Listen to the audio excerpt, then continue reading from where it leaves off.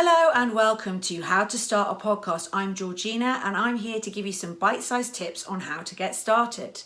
So this is episode 4 where we talk about what you do with the recorded audio. In episode 1 we talked about the idea. In episode 2 we talked about the interview and about how useful it is to have some go-to questions. In episode 3 we talked about the tech and how I use StreamYard to record my podcast. So you've downloaded the audio from StreamYard. Now what I would use is I download a program called Audacity. It's free and you can basically use it to edit out the beginning, so before the podcast really starts, and the end after you said your goodbyes. So you pull your audio into Audacity, select the bit you want to delete and delete. There you go.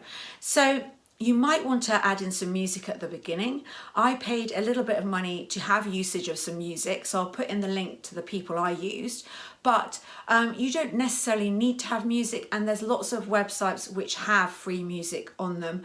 Just check that you're allowed to use it and that, if you need to give a reference to the website or, what you need to do to use it without, getting into trouble.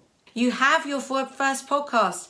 So you're going to export it as a WAV file, and then what do you do? Well, luckily for us, Tech Pixies have done a brilliant step-by-step guide of how to start a podcast. In fact, it takes you right from the beginning to the end. I'll put the link below. All you need to do is to subscribe to their podcast, Sparkle and Thrive, which is fantastic anyway, and then you receive a PDF of it. It's really useful. It's how I got started with the podcast, so I'll definitely recommend that.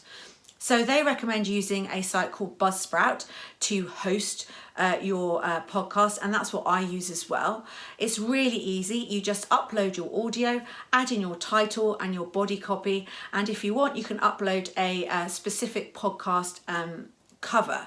Now, some of you may not be familiar with how to edit visuals, and I would recommend using Canva.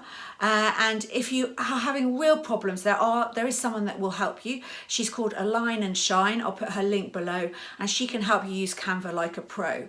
So you've got StreamYard, you've got Audacity, you've got Buzzsprouts, you've got the Tech Pixies step-by-step guide, and you've got the contact for Align and Shine. So really, that's all you need. So once you've uploaded everything to Buzzsprout, you just schedule it in, and there you go. What's great about Buzzsprout is that it will give you something that you could share on your Facebook, but also think about how you're going to share it to maybe people on your Instagram. Maybe think about, do you need to have a podcast specific Instagram account or Facebook page? Start to think about that. But at first, what's most important is to just do it, get your first podcast recorded, get it out there. Remember, I do, 4 or 5 to get going, and then maybe you're going to want to change the title, or maybe you're going to want to change, the idea a bit, but it really doesn't matter. That's what I did with Tinted Specs Podcast, and it's always developing. So I'm about to finish series 1, and when I start series 2, it will develop even further. So this is the beauty of doing it, is that you're learning as you go. Every time you record, every time you create content, you're learning. It is a fantastic experience, and I can't recommend it enough. So hopefully I've given you a few tips to get you started. Thanks for listening. Take care. Bye bye.